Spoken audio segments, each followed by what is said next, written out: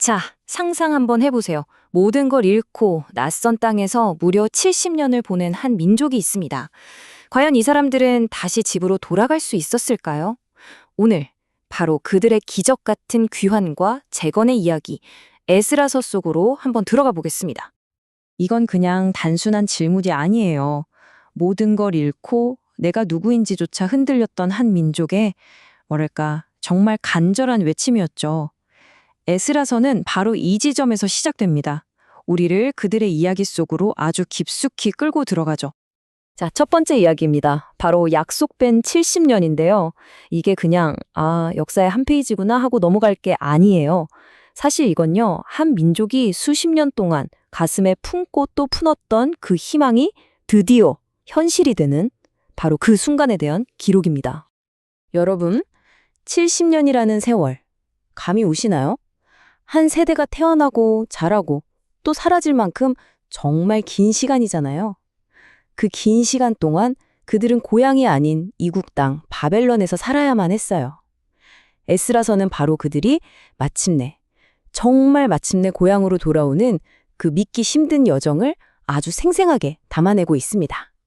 자, 이 타임라인 좀 보세요. 정말 놀랍지 않으세요? 왕국이 멸망하고 기가 막히게도 정확히 70년이 흐린 시점, 바로 선지자 예레미야가 예언했던 바로 그 타이밍에 당시 최강대국이었던 페르시아의 왕 고레스가 갑자기 유다 백성의 귀환을 명령합니다. 와, 이건 뭐 역사의 거대한 톱니바퀴가 어떤 신적인 약속과 정확히 딱 하고 맞물리는 그런 순간이었던 거죠. 자, 그렇게 꿈에 그리던 고향에 돌아왔습니다.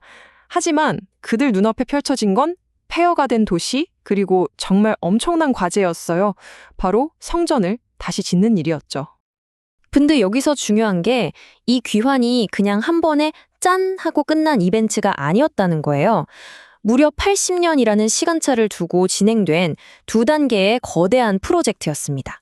첫 번째 웨이브는 수룹바벨을 중심으로 무너진 성전, 그러니까 하드웨어를 복구하는 거였고요.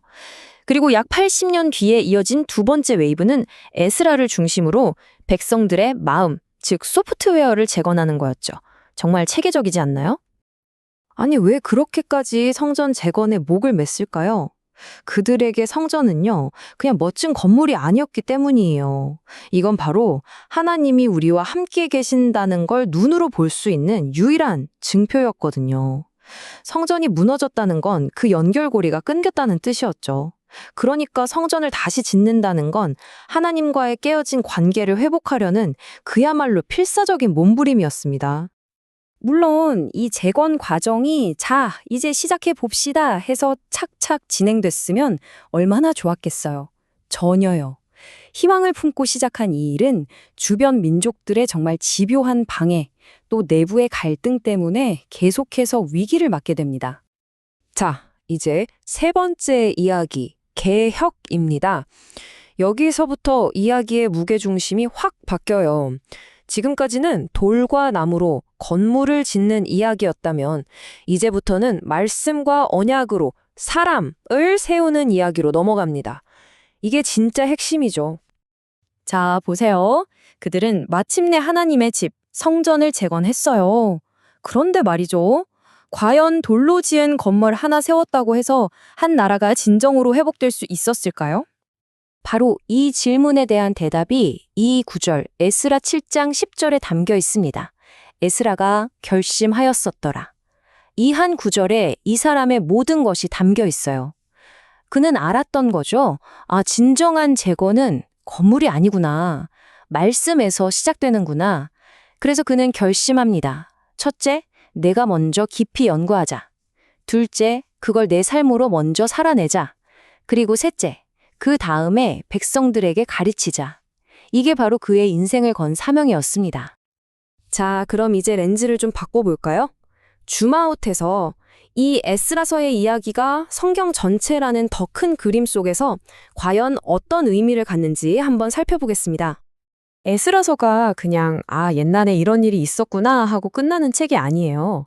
정말 놀랍게도 이 책은 구약의 수많은 약속들과 신약의 성취를 이어주는 아주 결정적인 다리 역할을 합니다. 그러니까 성전을 다시 짓고 포로 생활에서 돌아오고 이런 사건들이 사실은 훨씬 더 큰 그림의 한 조각이었다는 거죠. 이게 정말 흥미로운 지적인데요. 에스라서의 모든 주요 사건이 마치 미래를 향한 그림자 역할을 한다는 거예요. 한번 보세요. 에스라서에서는 돌로 된 성전을 다시 짓죠? 이건 훗날 자신의 몸이 진짜 성전이라고 말씀하신 예수님을 가리키는 그림자였어요. 또 바벨론에서 물리적으로 귀환하잖아요? 이건 예수님을 통해 우리가 죄로부터 하나님께로 영적으로 귀환하게 될 것을 미리 보여준 거고요. 그리고 마지막으로 에스라가 회복시킨 율법은 말씀 그 자체가 되어 오신 예수님 안에서 비로소 완성됩니다. 와, 에스라서의 모든 이야기가 결국 단 한 분을 향해 달려가고 있었던 거죠? 자, 그렇다면 이 수천 년 전의 이야기가 지금을 사는 우리에겐 대체 어떤 의미가 있을까요? 핵심 메시지만 딱 짚어보겠습니다. 에스라서가 오늘 우리에게 던지는 메시지는 이런 것 같아요. 먼저 아무리 희망이 없어 보여도 하나님은 약속을 반드시 지키신다는 거. 그리고 진짜 회복은 겉모습이 아니라 근본적인 진리, 말씀으로 돌아갈 때 시작된다는 거. 또 이 재건은 절대 혼자 할 수 없다는 것. 우리에겐 공동체가 꼭 필요하다는 걸 보여주고요. 마지막으로 이 땅에서 우리가 하는 모든 회복의 노력은 결국 더 완전하고 궁극적인 소망을 가리키고 있다는 사실입니다. 여기서 정말 중요한 포인트는요. 에스라의 이야기가 완벽함에 대한 이야기가 아니라 과정에 대한 이야기라는 점이에요. 그들의 재건은 솔직히 불완전했고 실수도 많았어요. 하지만 그건 신실하신 하나님을 향한 아주 중요한 발걸음이었죠. 그래서 오늘날 완벽하지 못한 우리에게도 이게 큰 희망과 위로가 되는 것 같아요. 자, 이 이야기를 마무리하면서 마지막으로 질문 하나를 던지고 싶습니다. 에스라는 하나님의 말씀을 연구하고 준행하고 또 가르치기로 굳게 결심했습니다. 그렇다면 오늘 여러분의 삶은 어떤가요? 여러분은 무엇을 깊이 연구하고 무엇을 삶으로 살아내고 또 무엇을 다른 사람과 나누기로 결심하시겠습니까?